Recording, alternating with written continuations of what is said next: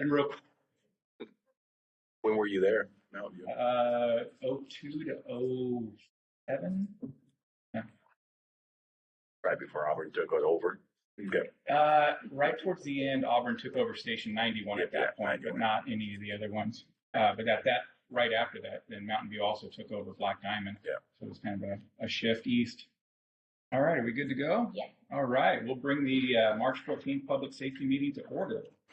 I am here. Councilmember Fullerton is on virtually, and Councilmember Watson is here in lieu of Councilmember Baldwin, who's out today. We'll start with East Pierce Fire and Rescue Report. Sure. First off, Chief Parkinson obviously has gone on a much-needed 25th anniversary vacation for 2 weeks. So he's heading to San Diego with his trailer, and everything looks good. He's making it through the Siskiyous, I think, tomorrow. But so I'm here in his stead. Page 3 of your packet, I'll just review a couple of the graphics just because sometimes looking at them are a little confusing. This one here is just instant count by station area, and just as a reminder for all of you, this station 111 is your station right next door, and that is your station. You can see that's the first 2 columns there. The call volume looks like it's down, but when you're talking about 366 calls, or the number of the calls are 323 calls, even though it's down a little bit, that's really probably because we had such a mild winter. We really didn't have the events that we normally have with the windstorms and the ice and the snow this year. So we'll catch up. We know that we'll catch up, and by the end of the year, we'll be right on our target. So don't get too excited by 11% decrease. Overall, if you go to the next page, I'll kind of skip over page 4. It's just response time. But page 5, we have a graphic kind of showing our response times out of the Bonney Lake Station for what we use as an industry standard is the 90th percentile. So the 90th percentile time means that 90% of the time, obviously for priority responses, we're able to get that first unit on scene at about 8 minutes and 15 seconds, which is pretty good for the national standard. We are actually establishing benchmarks this month with our commissioners, and that falls well within the standard for kind of a urban suburban area like Bonney Lake. The 5-year trends on page 6, and that's just, again, may look like it's good news, but we'll end up catching up in 2023 if you look at the projected numbers. We'll end up being at that red line year over year on kind of an average. Total counts by unit is on page 7. Again, Engine 111 and Medic 111 are the 2 units that respond out of Station 111, which is the one right next door, which is your Bonney Lake Station. Again, the call volume may seem a little bit down, but it really is on trend. That's pretty flat if you really think about it. Page 8 just really breaks out incidents by type, and the only thing to point out is it's not like Chicago Fire. We don't go on huge fires every day. We do 75% of our calls are EMS, and I think everyone understands that. That medical services are a big part of our job, and that's just really what that graphic shows is that of our total call volume, about 77% of them are all EMS. And then on page 9, it talks about transports. We pride ourselves in the ability to transport all of our patients that we see. We as a district have made a decision many years ago that we are in the transport business and we don't use private ambulances to provide that service. So you can see that again, the patient contacts, even though that number of patient contacts is higher than our EMS calls, that's really because some calls we end up with more than one patient. You may show up on a car accident, for example, have 2 or 3 patients. So that's why that patient call is higher than the EMS call type itself. Of those patient contacts, we end up just like the data always drives is that we end up taking 2/3 of them to the hospital, transporting them, and then the other third we find ulterior means or leave them home or upon their request they stay home. Where are you taking most of them to? The emergency room here or just? Yeah, we use urgent care next door here. Depending on their type of injuries, we would take them to Good Sam, is a very common hospital. I think majority of them, if they actually have urgent needs, will go there just because of the ability to treat. If it's a small, just needs stitches or just needs, an x-ray or something, we can just take them here to the urgent care. So we go to both. We also obviously transport as far away as Harborview, Marybridge, Right. those places, depending on types of injuries and needs. So we have protocols that's based off where we go. A lot of times people say, why can't I go to my hospital a ways away? And it may be, for example, if it was a chest pain call, a stroke, or an ALS type response, an advanced life support type call, we have requirements to take them to the nearest facility, let them get stabilized, and then go from there. That's often a concern because people have insurance issues or whatever they may need to go. And then lastly, on page 10, it shows Tahali responses. It's just kind of more of interest for this committee that we are continuing that trend up, going on calls there, and we would see that continue as that that area gets more and more developed. It's no a surprise that area is going to impact us. And we are moving towards that station 117 being built.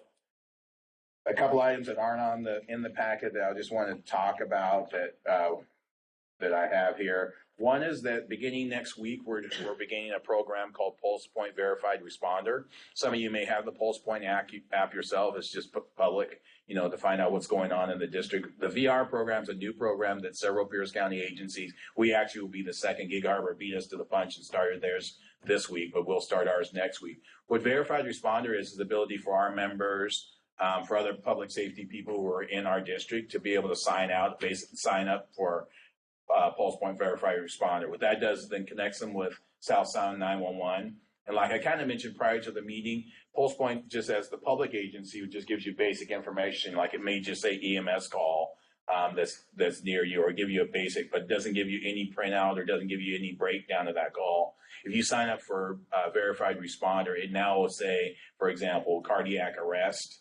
And my phone gets registered with South Sound 911. So if I signed up for the program, we will actually, we have a way of registering your phone number, and we actually have available AEDs for people to have basically on their person with a little kit on it and everything. I keep it in my car, I can keep it at home. So basically a 1 mile radius around me, if any cardiac arrest happens, my phone would go off. I would be able to self-dispatch myself to that call because it would give me the specific address. I could go in and begin CPR, have an AED, have all the ability to start that. So it's just kind of a force multiplier for us in our area. We're going to, so we're starting to distribute them next week. We already have several of our members who are signing up, especially those who live in district is what we want. And then we also have obviously friends who live in there. Everyone knows there's plenty of public safety people who live in our community who could sign up too, and it would alert them. So that'll be you'll see a lot of press come out on it. That's just something, just want to kind of let you know that's happening. Do you have an AED? At work, no, they're not usually. I have a lot in my car, but those are a little more expensive than having one. But that's for public safety personnel. Yeah, people trained will be able to sign up and register for it. So we have them. King County's been doing that portion of it for a while, haven't they? Well, they've had a program where they notified you. So, for example, if I'm in the city of Seattle and I'm Pulse Point, it'll notify me of a cardiac arrest. Okay. But it's not registered through. It's a little bit different program. This one actually, I get it directly from dispatch, and so I'll get additional information that wouldn't be on the regular app. Okay. Right, and I can actually put myself on duty or off duty. So if I'm on vacation or if I just don't want alerts, or maybe I've had a holiday party and I don't want to be notified, I can turn myself off duty, and so I won't get those notifications. The great thing about that is especially high-rise buildings, will tell floor and location, right? Yep. That was floor and location. That was always the biggest issue. Was all right. Well, where am I at? I'm here in this 40-story building, and I'm within 300 yards of where the cardiac arrest is. But this will actually dispatch exact location. Perfect. And it geolocates your phone, so it will kind of verify where you are. That's good. And we're working out all the policy on. The policy's all done and being reviewed. Local, the union, and everybody's looked at it and reviewed it. So it's gonna be pretty cool. So when's that go live? Next week we'll actually start registering people. Starting it. Okay, awesome. And then Wildfire Ready Neighbors is another program that's starting in April.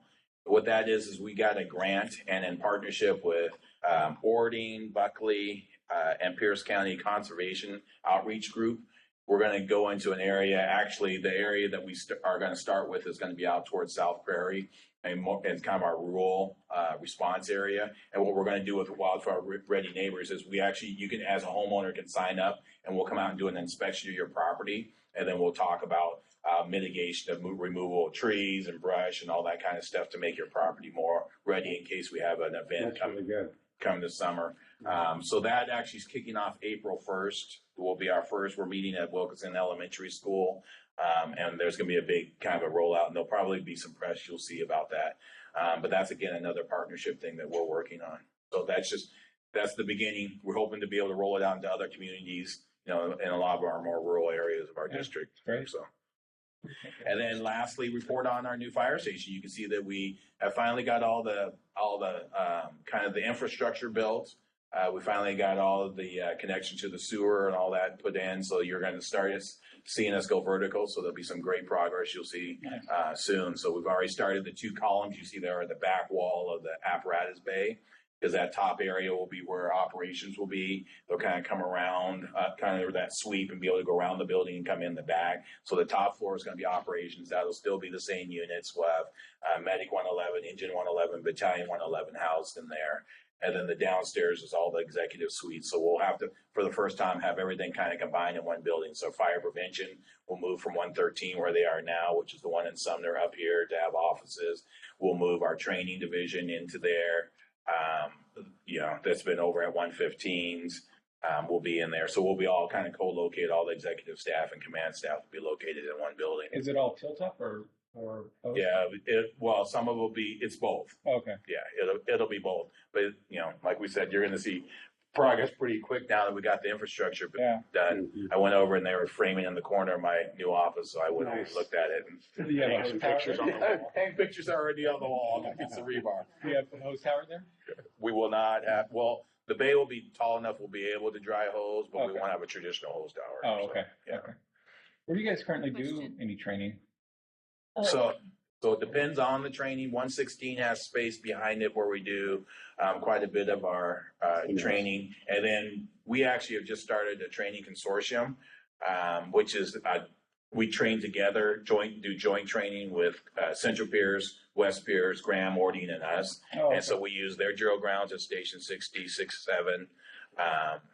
And then we just find space. It depends on what we're doing.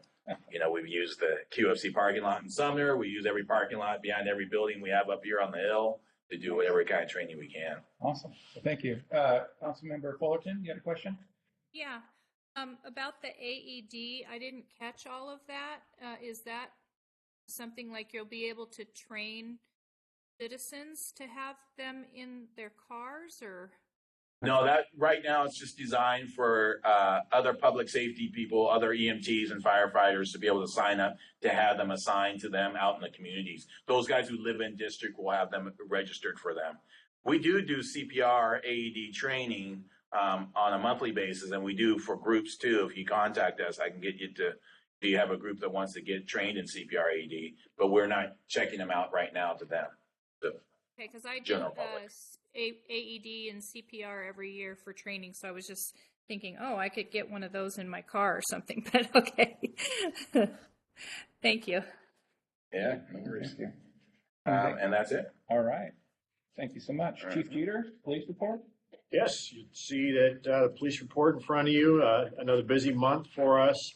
It appears this was the month of DUIs and failure to yield. So the most notable, we had 2 almost at the same time. One right across the street here that wiped out the sign at Rainier Plaza in front of Prime Fitness. You'll probably notice that in front of the Wendy's, I guess. The truck launched about 7 feet in the air and clipped the top of a tree. Miraculously, no one was seriously injured in that. And then at the same time, or a little bit later, we had another one, eastbound 410 that rolled over into the westbound lanes of 410. And again, nobody seriously injured, but both were given an overnight stay in the jail. Unless you have any questions on specific calls there, I will go to the stats for January.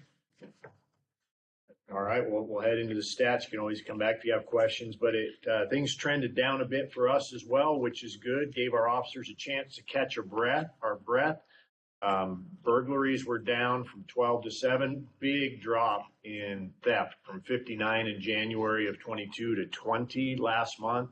We attribute a lot of that. The officers have been very proactive in driving the parking lots, doing foot patrols. I can't tell you, it's almost once a night where they thwart a shoplift by being in there and somebody will leave a cart full of items. So that just tells you how many are getting away when they're not there, but it's nightly. So they've done a really good job of interacting with the businesses and being a physical presence to deter the crime. So I think that's why that we saw that go down. I'm with Bill, though. I think this is just kind of a lull before the storm. So I don't anticipate these numbers to keep going this way. I hope they do. Vandalism and destruction of property was down. Our domestic violences were up almost double from where they were at this time last year, which is a little bit troubling. We had a couple more arrests. We had 12 more motor vehicle collisions, and I think that's probably a theme that everybody's hearing. People are just driving crazy and reckless because there's really no consequences for it, and that's why we're having more road rage, more collisions, more DUIs, that sort of thing, just because of the lack of accountability and enforcement. And you'll see that our DUIs, we had 6 in January and 1 at this time last year. The good news is our officers were very active in traffic enforcement. We had about 300 more infractions than we had, 300 more total traffic incidents in January of 23 than we did in 22. Officers were making about between 200 and 400 stops in January and February, which is a marked increase. So we've been trying to get them back on the wagon for people that'll stop. Again, I know the officers are a little bit reluctant to write tickets to the people that actually stop for them, for being honest, but we are giving them a break. And if they're 20 over, we're writing them for 10 or 15 and trying to give them a break in that way. But they're just trying to be a visible deterrent out there and at least let people know they're watching in an attempt to get them to slow down. Calls for service were down a little bit in January of 23 versus 22 by about 700, which is pretty significant actually. But again, it gave the officers time to catch their breath a little bit and do some of the more proactive things. So that is my report. If you have any questions, I'm happy to answer. If not, I've got quite a few updates as well. All right, let's go with those. All right. So in the next 2 weeks, you're going to see about a 10% turnover in the police department. We next on this Thursday, actually the 16th, we'll be hiring lateral officer Kavika Yasamura from the Washington State Department of Fish and Wildlife. So he'll be filling a spot that went vacant last year. That was when Detective Torgerson retired. We're finally able to get one through the process. And then we also have a community service officer, Lacey Michael, who is a Puyallup corrections officer. She'll be starting on the 16th as our new CSO. So we're very excited about that. Then on April 1st, we have filled the two new positions that council so graciously gave us. We have Roderick Raimundo, who will be joining us. He's currently a Franklin County corrections officer. And believe it or not, his in-laws live right next to Chief Alfano from Buckley. So he kind of got the intel, and I think that's how he did good on his oral board. But he'll be starting on April 1st, along with an exceptional entry officer, Adara Marino. She was with the Lewis County Sheriff's Department prior, and she decided that Lewis County was not the place she wanted to be, and resigned there, and then was successfully hired by us. So again, they both start on the 1st of April. So we'll have 4 new people starting within a couple of weeks here. Pretty exciting. Already trained too. Excuse me? Already trained too. Except for one. And that's part of the good news is Officer Raimundo he doesn't have the academy. So we put his name in for the academy. We were given an academy date of December. So I contacted the director of CJTC and said, hey, remember when we had a TAC officer assigned? We didn't have anybody that we sent to the academy. Is it too late to cash in that chip?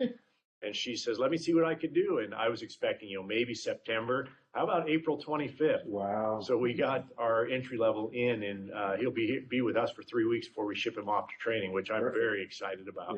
Because if he wouldn't have got in until December, he wouldn't have graduated until March or April of 24, wouldn't have been off of FTO probably till summer of 24, and not off of probation until 25. Yeah. So that's a long time to be without a body. So I'm very, very gracious and Good luck out there. that they did that. And you already know this, but I'll announce it anyhow. Sergeant Ron Sasaki, after 22 years with Bonney Lake, has announced he's retiring on April 1st. So we're very sad about that. Very happy for him, but I think everybody in this room knows that our department a couple of years ago when I started was a pretty long in the tooth department, and all of a sudden we're getting pretty young. So this is not the last. You're going to see quite a few more of these in the next year or two.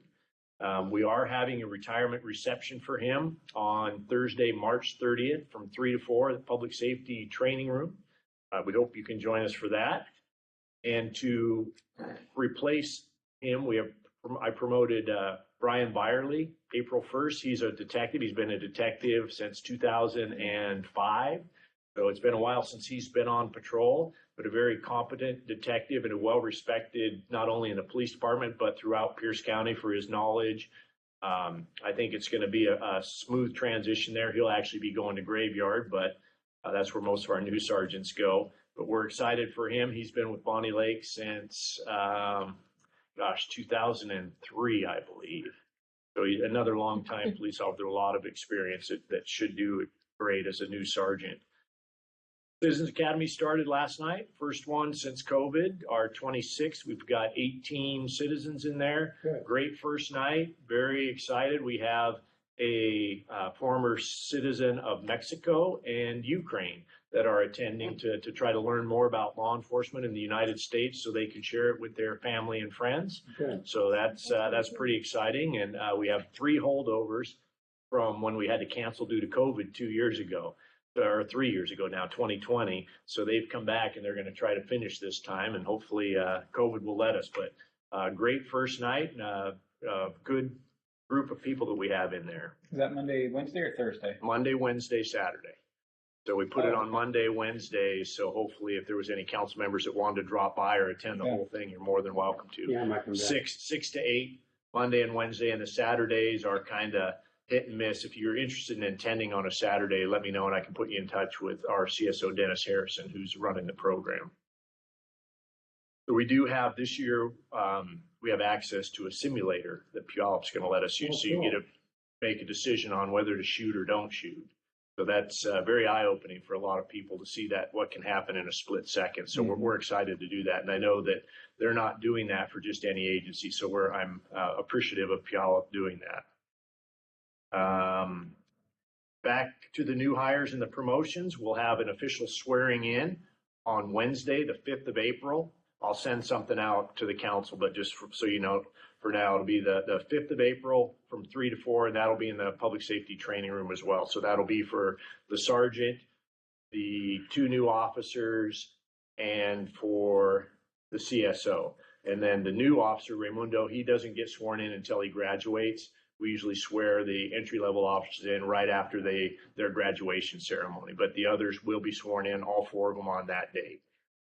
The Renaissance Fair, everybody's favorite topic. We had our first planning meeting last week. That's good. Yeah, it went very well. The Ren Fair was not at the meeting, but there's a lot of regulations that we put in place last year after the fiasco of that Saturday that have carried over. So we're pretty confident that we'll be able to manage the event this year. And I think everybody knows the frustration of Bonney Lake not being able to control what happens, but we're definitely impacted by it. So a lot of good suggestions. They're not going to allow camping this year, which is a big help to us. Wow, that's a big difference. Yeah, and they're going to require event security in addition to the sheriff's office. They're going to have 4 sheriff's deputies there to help with traffic and with major incidents. And then they're going to have event security with crowds and checking IDs I can't remember if there's alcohol there. I'm pretty sure there is. There is. But they will have event. Ale. Ale. Okay.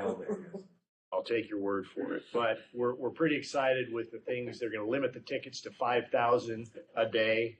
No walk-ups again. Those 2 things right there helped us because they oversold was what happened last year. And Right. for whatever reason, everybody wanted to go to the middle weekend and they just kept selling tickets even though they had no parking. So a good meeting. We'll see what the Ren Fair says. They sent them today the condition for their permit, and we'll see what they say. But I saw that Chuck was included on that. Yeah, and I think I'm gonna go to the next one. Okay, so I didn't see you included on the email today. No, I wasn't. Okay, do you want, Will you Chuck? send it to me? Yeah, I'll send it to you. So that was good. And then we have a partnership with the fire department on replacing our AEDs.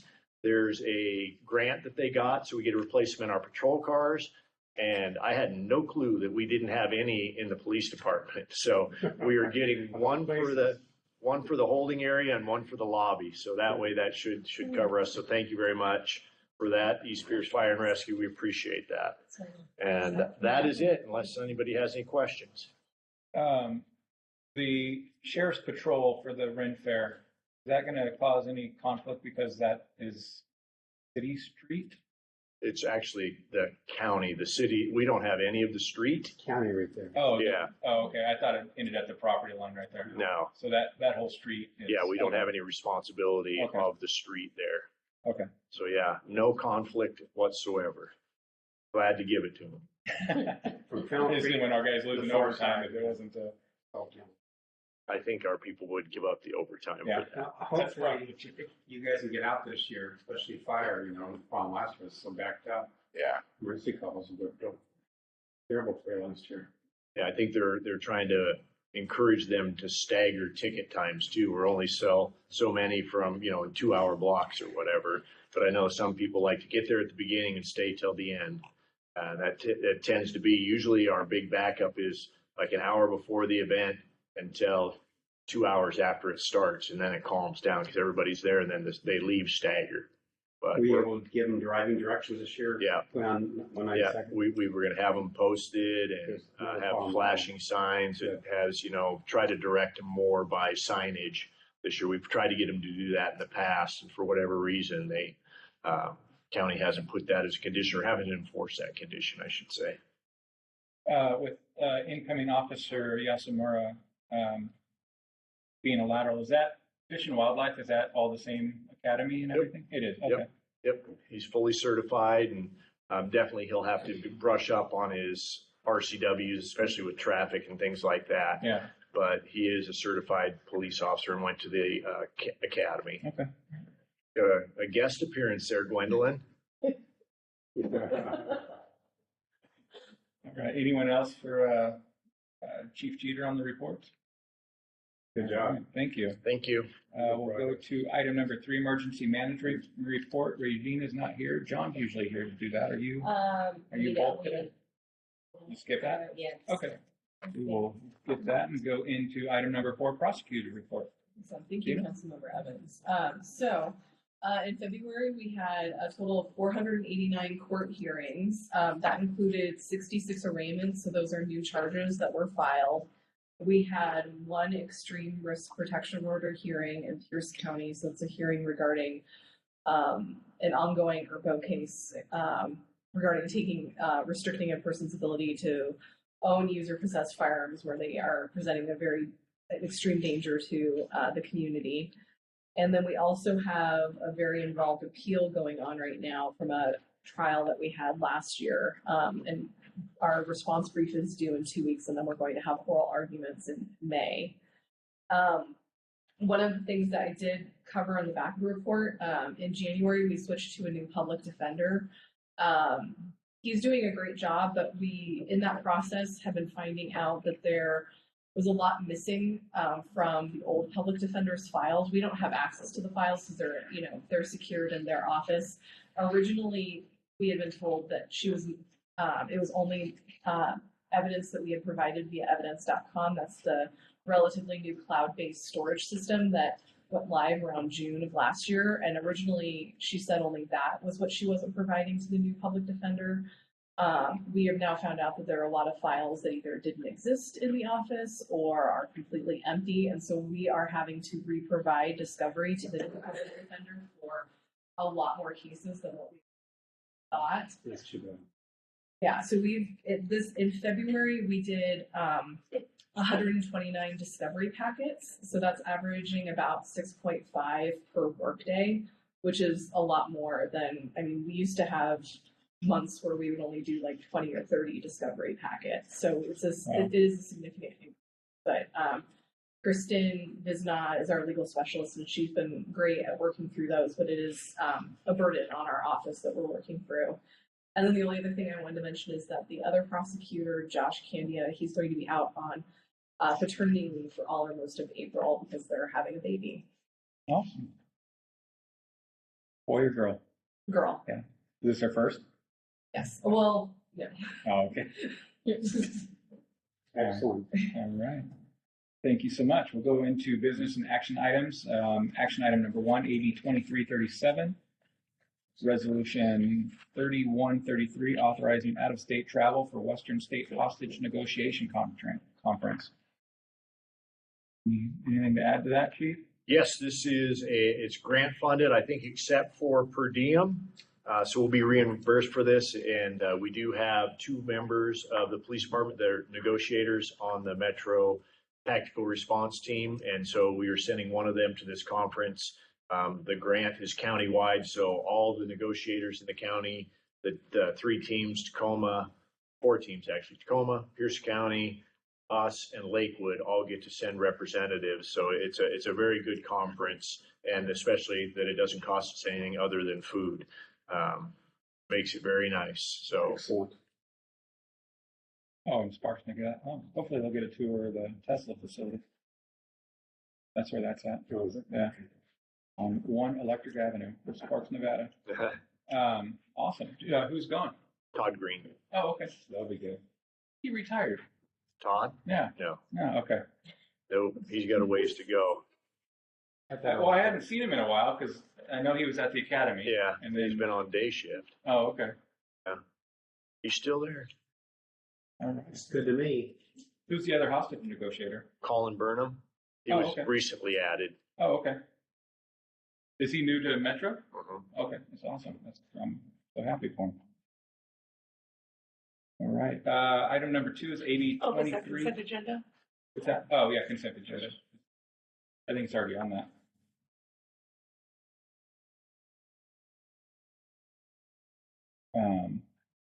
We'll go to AB 2347, Resolution 3137, approval of a hold harmless agreement with Swiss Sportsman's Club of Tacoma for police use of their fire range. This is Firearms range. our annual agreement with Swiss Park to use their firearms range, $5,000 a year, which is a real good deal for us. And they continue to be a great partner. If we didn't have them, I'm not sure what we would do. It would cost us this much in overtime, probably for each time we did a qualification or a training, just to get the officers to and from a facility, because there's just nowhere close that's available. So we very much appreciate this partnership with Swiss Park. You're not shooting through any homes this year. That wasn't us. That was No, that was an fire. outside Yeah. agency that shall not be named, but it was Sorry. not Bonney Lake. Oh, yeah, I remember that now. We're Yeah. definitely very Right. familiar with that range. We don't want to lose it. So Yeah, that $5,000 is so low that the cost of just getting your officers anywhere else is going to be triple that. yep, Yeah, for sure. Calls, yeah. All right. Consent agenda for that too. Is that okay with everyone? All right. Yeah. Approval of minutes. I didn't see any issues, Debbie. I read them over. Look good to me. All right. All right. Any open discussion? I'll bring up one. Just the hostage negotiation thing. Would it be beneficial if we paid for Officer Burnham to go outside of the grant? Probably not, because Okay. he's brand new to the team. So Okay. he has just completed the first training, and then he's scheduled to go to number 2 and number 3 in the next couple of months. Oh, okay. So we'd like him to have a little bit more time. I appreciate that, but I'd like to have him have a little more time on the team and kind of get his bearings before we get him to the advanced training. Okay. So I do appreciate that, though. Gwendolyn, do you have anything? All right. Councilmember Watson? I'm good. Thank you. They're adjourned then, people. Thank you. Thanks for talking.